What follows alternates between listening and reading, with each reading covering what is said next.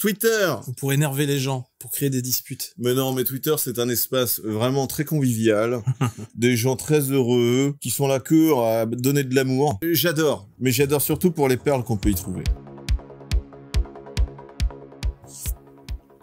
En fait, j'ai jamais compris l'utilité de Twitter. C'est du fast posting, je sais pas comment on peut l'appeler, mais genre tu partages très rapidement, sans fioriture. Consommation d'informations à la vitesse de la lumière, en fait. Et c'est que du...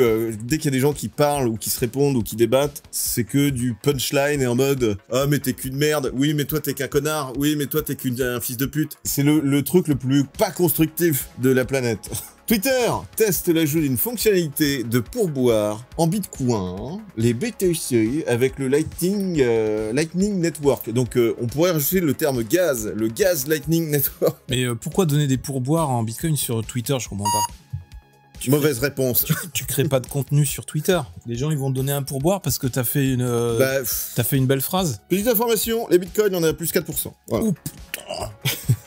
Je mets mon téléphone ici. La dernière mise à jour de la version bêta de Twitter indique que le réseau social teste la possibilité de distribuer des pourboires, j'arrive plus à lire, en bitcoin à d'autres utilisateurs. Selon les dernières informations, la solution technique retenue serait Strike, une application de paiement utilisant le Lightning Network. En juin dernier, Twitter publié sur son blog un communiqué introduisant TipJar, une solution de distribution de pourboires entre utilisateurs. Cette initiative, bien qu'étonnante, provient d'un besoin réel chez une partie des utilisateurs. Besoin réel. La possibilité de tip un autre individu du réseau. La project... Je vois pas l'utilité. Quel est le besoin? Il n'y a pas de besoin. On a besoin. On a besoin d'argent. C'est débile. La product manager à l'origine du projet TipJar, Esther Crawford, expliquait être consciente de ce phénomène très présent sur le réseau social. Nous vous voyons. Partagez. On vous voit. Partagez votre lien PayPal après que votre tweet soit devenu viral. Ah bon? L'ajoutez à votre profil pour que les gens puissent soutenir votre travail ou tweeter votre adresse Venmo le jour de votre anniversaire. A-t-elle expliqué dans le communiqué d'instruction de TipJar. Oui, donc en fait, Twitter voit le potentiel et la perte d'argent qu'ils ont sur le fait qu'ils ne prennent pas de pourboire là-dessus. C'est ça qu'ils voient surtout.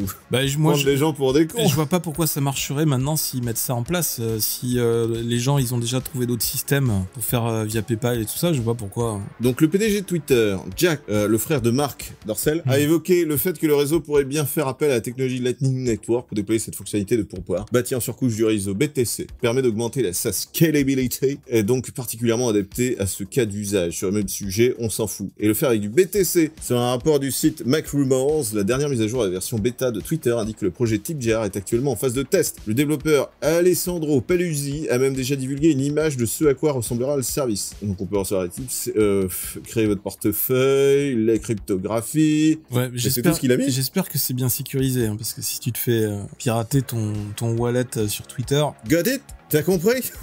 Après, je pense que c'est bien de pouvoir dire, de pouvoir recevoir des bitcoins et tout ça, mais au final, c'est vrai que tu le mets dans ta description ou dans ton profil et tu dis, si vous voulez me faire un pourboire, voilà mon wallet BTC, quoi. Enfin, voilà mon adresse. Et après, tu peux utiliser n'importe quelle plateforme. Parce que là, ce qui va se passer, c'est que si ça passe par Twitter, ils vont se prendre une marge. Mais oui, ils vont prendre leur commission. Mark Dorsey, c'est drôle. Donc je vois pas pourquoi on utiliserait ce système-là. Enfin, c'est complètement idiot. Donc on y apprend notamment que l'oiseau bleu utilisera bel et bien la technologie nanana. D'après l'image qui a fuité, Twitter travaille manifestement en étroite collaboration avec l'application de paiement Strike. Je connaissais pas ça, laquelle utilise le Lightning Network. Donc c'est pour générer des factures Bitcoin Lightning, vous devrez donc connecter votre compte pour accepter les pourboires Bitcoin, peut-on lire dans les instructions. Soit également utilisé pour d'autres produits, notamment les super follow. Super follow. Tes follow, c'est pas suffisant, il faut que tu te super follow. Super follow, ça doit être un abonnement payant. Et après tu iras en méga follower. Si t'es super follow, je t'envoie des photos de moi nu. Merci Lilian, rédacteur freelance situé entre Paris et Toulouse. Putain, la zone est large. Hein. Je suis situé sur la France. Entre Reykjavik. Je suis entre le pôle Nord et le pôle Sud. Calcul.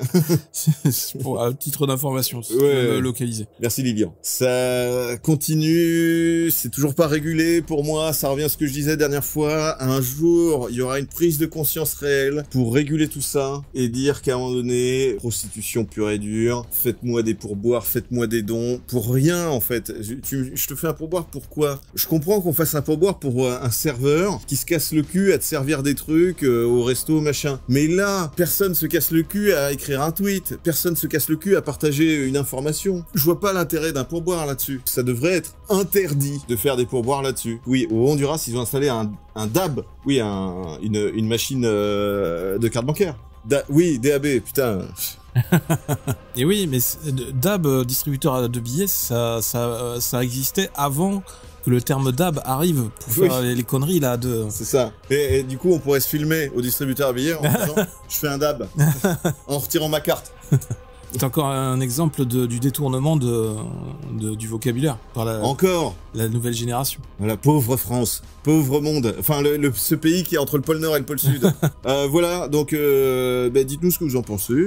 Voilà, faites-nous un petit tip, un petit pourboire sur Twitter. C'est ça. Ça sert à rien, mais ça fait plaisir. Oui, mais on n'a pas encore mis le truc.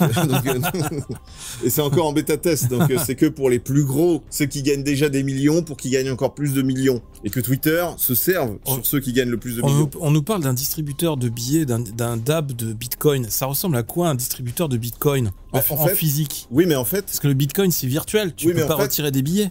Oui, mais en fait, tu as sur Binance, tu peux avoir une carte de crédit.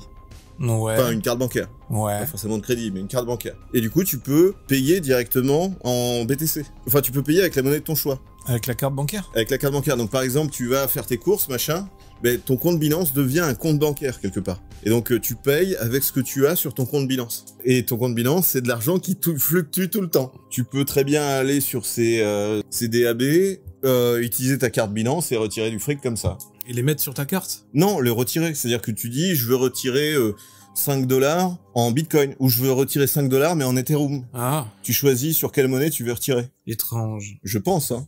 Mais sinon, tu fais comme d'habitude. Tu vires, tu fais la conversion des bitcoins en euros et tu les vires sur ton compte bancaire. Alors, savez-vous situer le Honduras sur la carte? Alors, moi, je dis que c'est entre le pôle Nord et le pôle Sud. Le Honduras, c'est l'Amérique du Sud. Très exactement au Guatemala. C'est à côté. À côté d'El Salvador, du Nicaragua et de Belize, et de Koh Lanta, et de Cuba. Ah oui, tous ces pays-là. Ouais, tous ces pays-là, tu vois. Entre les deux, là. C'est ça. L'Amérique centrale, en fait. C'est pas l'Amérique du Sud, c'est l'Amérique centrale. Le sud de l'Amérique du Nord. Pour moi, c'est l'Amérique du Sud, ça. Ça, c'est le Brésil, c'est pas la même chose. Et là, c'est Houston. Voilà. Donc, commentaire, like, partage, on est des cons. Bisous.